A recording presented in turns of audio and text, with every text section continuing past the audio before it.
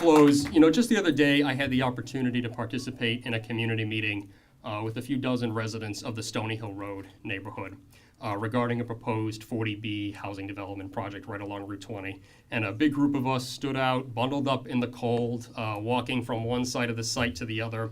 I was struck by a few things. I was struck by the lack of access to resources or even pedestrian sidewalks that families in need might have in this ostensibly supportive housing. I was struck by the lack of consideration for our community in the proposal.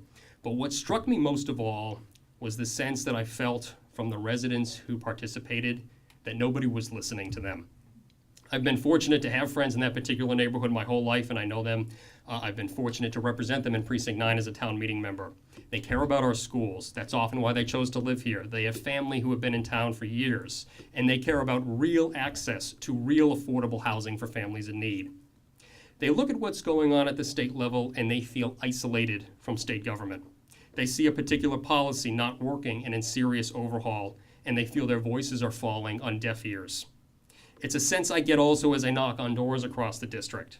It's a sense of distance that many in this area feel from the policies that come out of Boston. And that's what I'm running to change. I am going to be an accessible, available state representative who can stand up to Beacon Hill when they get things wrong without the need to espouse a right-wing philosophy in the process.